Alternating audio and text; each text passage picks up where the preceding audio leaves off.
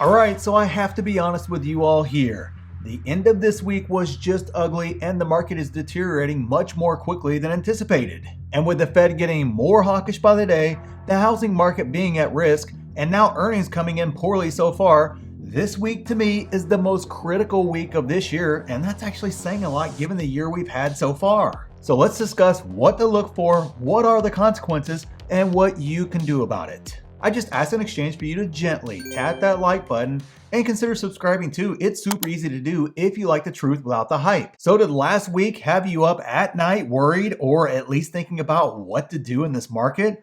Do you ever think about selling because you just don't know what else to do in this crazy market? And maybe the wild swings and noise has you checking your phone all day waiting on the latest news or to see if your stocks that you own are going to drop more. If just one of those sounds familiar, there is good news. It is possible to sleep like a baby and not have a worry in the world through the strategies discussed in the Market Insiders private group where you get 4 free courses. We got live weekly Q&As, tons of exclusive videos and content, and you get direct access to myself and other 6-figure and 7-figure investors. And we have a huge sale going on right now that ends tomorrow, and the prices will never be lower, so make sure you get your membership locked in at those prices forever as long as you stay a member. And also remember, you are not only helping yourself and your family, but you are also helping out others in need as half of everything goes to charity. Alright, so earnings started off just terrible.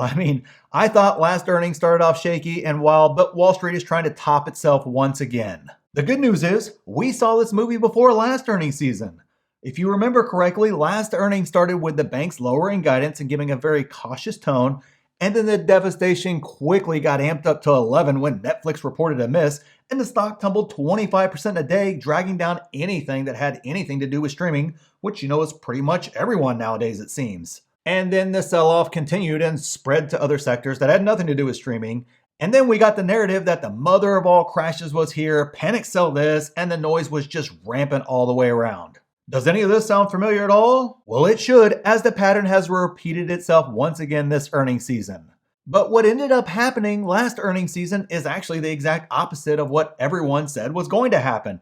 Instead of the worst crash ever happening, we had a nice little rebound. So what exactly saved the market last earnings season when it was so bad and looking terrible and the ultimate market meltdown was here? Well, that would be the week of earnings that saw several mega cap companies report, including Apple. And Microsoft had good earnings, but then Meta had a huge miss that sent everything into chaos, and then Apple stepped up and had a 10-10 earnings call, which effectively sent the market on a 2-month run until the whole rest of the situation and anticipation of the first Fed meeting kind of slowed everything back down again. Heck, after Apple reported, Amazon had an okay to weak earnings report that week, and just a week prior, that would have resulted in a 20% beatdown.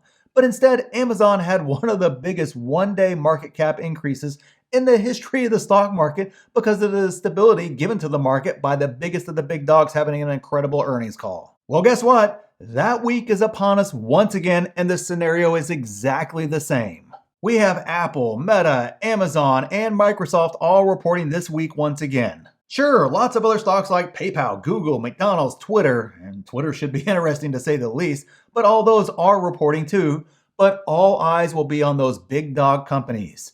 Any weakness in either the numbers or the guidance from Apple, for example, and look out. I don't think it goes well for the market at all. Now, I get it. You may not love Apple. You may actually hate their products or the company or Tim Cook or whatever. But right now, you need them to report great earnings and guidance, or it could get really ugly really fast. So what the heck are you supposed to do now? Just hope and pray that Apple saves the market again? Well, here are the 3 things I do personally to deal with earnings specifically. First, I acknowledge the fact and believe that I cannot time the market nor make short-term predictions, and that includes earnings calls. It is strictly a guess. Even with inside information, I still couldn't get the market movements right. Look at Tesla. It has incredible blowout, great earnings. It's a 10 of a 10, and we only got like a 4% jump up and then a red day the next day. And by contrast, Robinhood last quarter had a huge miss and ran up like 30% on it despite the whole market crashing around it.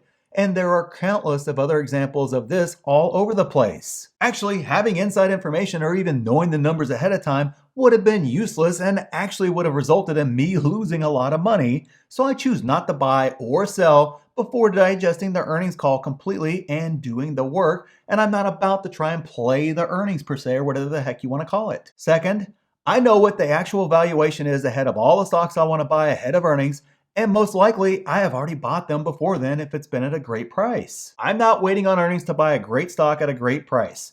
Just like my first point, you are asking to get burned, and you will only be right 50% of the time at best. And here, let me give you an example. I bought PayPal prior to earnings on the day retail dumped everything after all the YouTube drama because it was a great stock at a great price at $155. Well, Wall Street got stupid after their earnings call and beat it down even harder, and after analyzing those earnings to make sure I didn't miss anything, I realized the market was just giving me a massive gift, so I happily bought a ton more shares since then at those prices that I would basically never thought I would ever get. I mean, it was completely unexpected. And by now, my average is approaching the $100 mark on freaking PayPal. It makes no sense, but I'm so happy that they did that. Absolutely, it's crushing to see you buy and then immediately be down 2 weeks later, but I'm so glad they did it now because long term I know it's going to be really, really sweet. On that same day I bought PayPal, I also bought some Amazon at $2,700 because it was a great stock at a great price despite all the fear at the time. Their earnings were not great either, but instead of getting beat down like PayPal did, the stock had one of the biggest one-day market cap gains in the history of the stock market.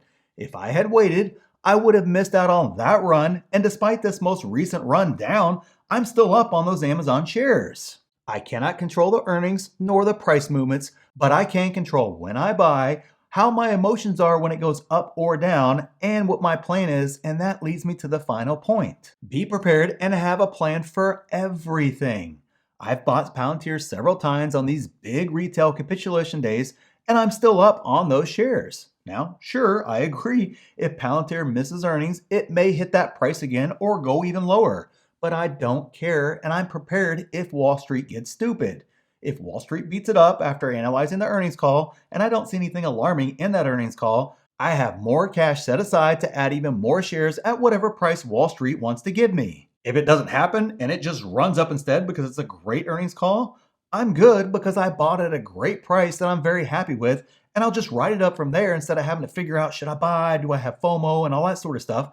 I can just enjoy the ride. Either way, I have put myself in a win-win scenario. And if you don't know how to put yourself in a win-win scenario, or if you don't know how to get a price target or a plan or analyze a stock, and you want the step-by-step process to do that and much more, don't forget to lock in your discounted membership price using the link in the description or the pinned comment to join the group before that price goes up forever. And if you don't know what other stocks to consider buying, click this video right here for 9 stocks I've been buying like crazy, or click this video here for even more stocks I've been buying lately. So thanks for watching, and we'll see you in the next one.